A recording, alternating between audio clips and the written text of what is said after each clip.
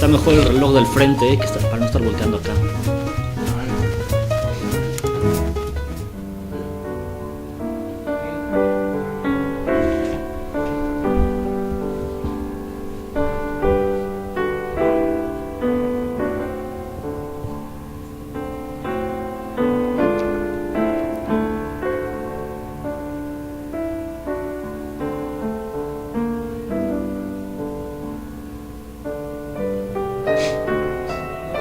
Yes.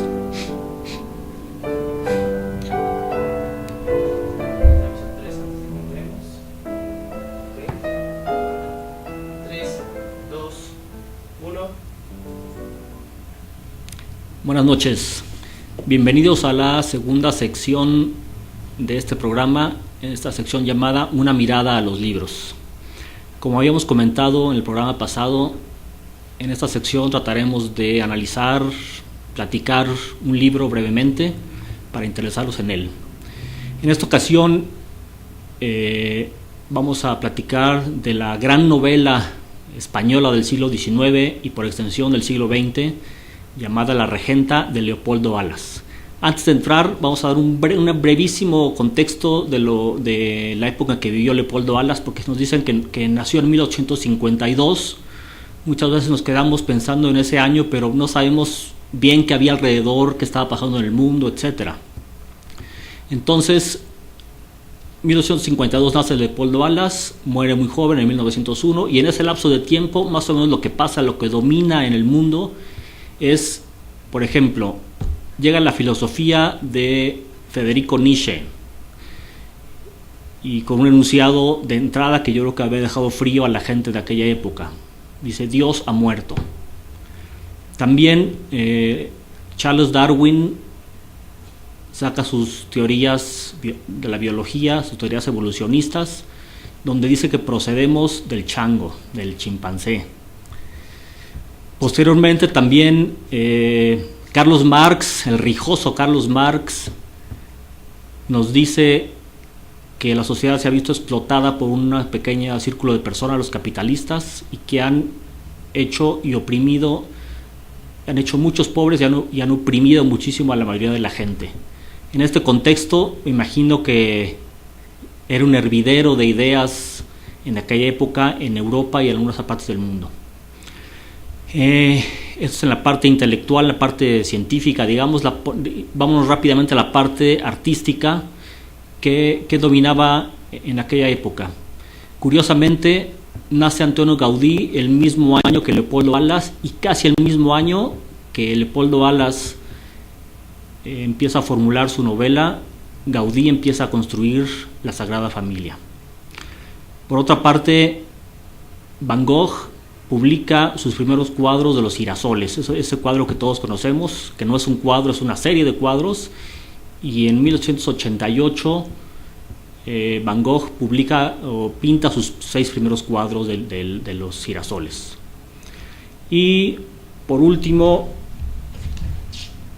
tenemos en el ámbito ya de la literatura unas novelas que quiero poner como referencia. La siguiente, si quieres.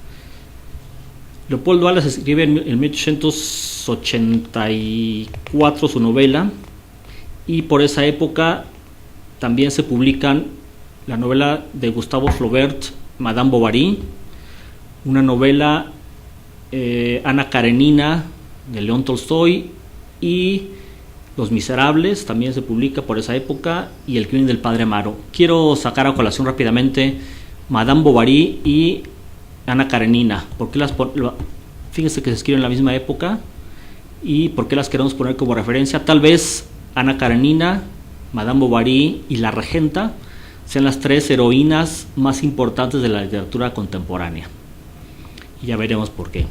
Y El crimen del padre Amaro lo traigo también a colación, aunque escribo un poco antes, porque el padre Amaro tiene un personaje muy parecido en La Regenta. Bueno, bajo este contexto, ¿quién era Leopoldo Alas? Leopoldo Alas era un jurista español, catedrático, periodista, y se empezó a dedicar poco a poco a la escritura. Él más bien era un crítico mordaz, un crítico implacable de los escritores de aquella época, y un catedrático severo, a quien sus estudiantes le temían mucho. Pues bien, con estos datos empezamos a ver la regenta.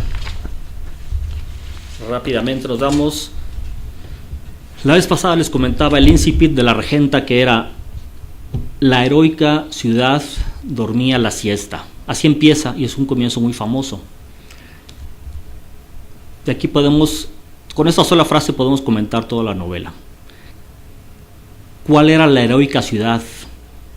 La heroica ciudad, llamada en la novela Vetusta con B chica, no es más que un trasunto de Oviedo, la ciudad de Oviedo en España, que está al norte de Madrid, casi llegando al Golfo de Vizcaya. Y Oviedo, Vetusta en la novela, la retrata a Leopoldo Alas como una cuna de vanidades, de dobles discursos, de hipocresías, de traiciones, de juegos de poder, y de juegos de poder en el clero.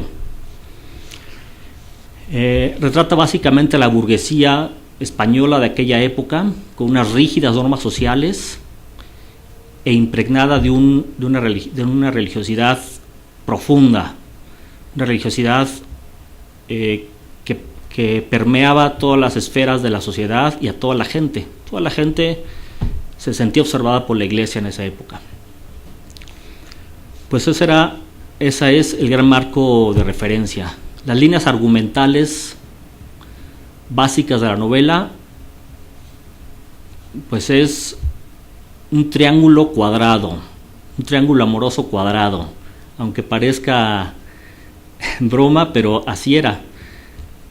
Porque este triángulo, bueno, es básicamente ese triángulo amoroso, que ahorita vamos a pasar a abordarlo. Y también en una línea argumental importante es el poder del clero y sus contradicciones. Este triángulo cuadrado amoroso está constituido por doña Ana Osores. Doña Ana Osores es el principal personaje de la novela.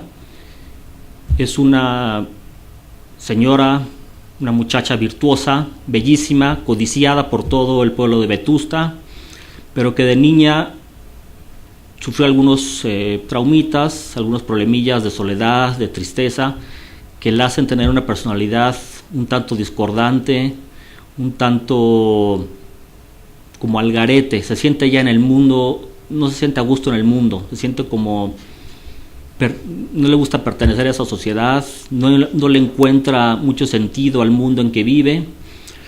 Nosotros diríamos que se equivocó de planeta, coloquialmente. Pero ahí va la primera frase de Leopoldo Alas que les quiero mencionar, porque él lo dice de otra forma, para irnos dando cuenta de lo bello de su prosa.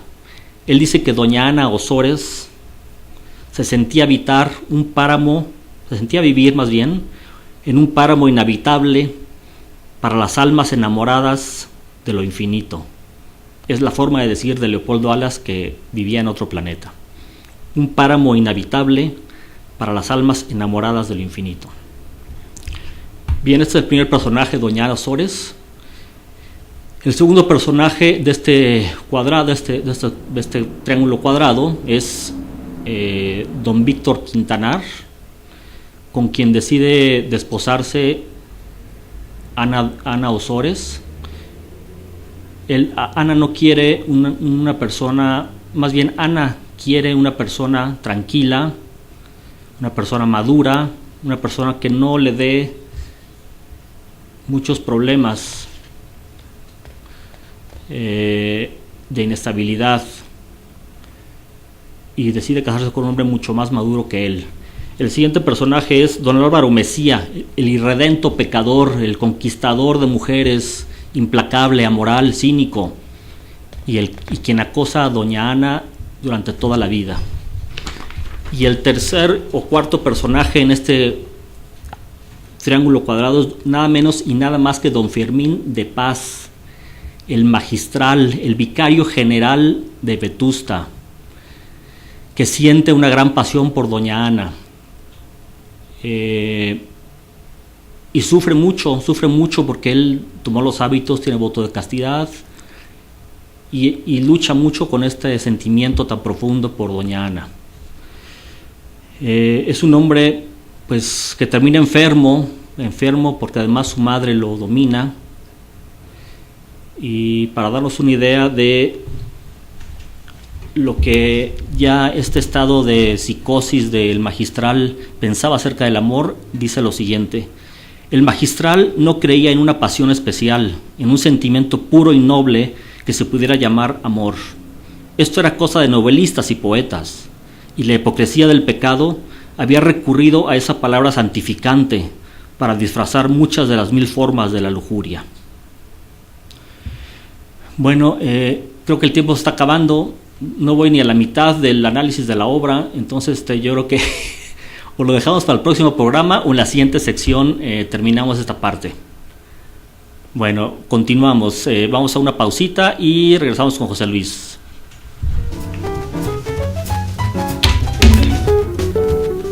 Te pregunto, cuando me dijiste 3 o 2 o 3 me dijiste, ¿cómo hacia atrás yo de a la mitad?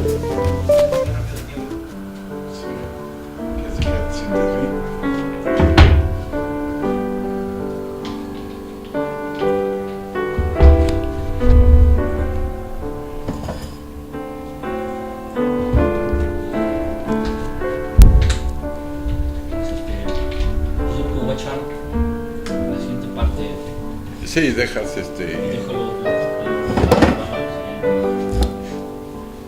que por eso a lo mejor tenemos que hacerla de 20 minutos y 10 de entrevista, una cosa así. Me di muy mal tiempo. Hay un chat, ¿verdad?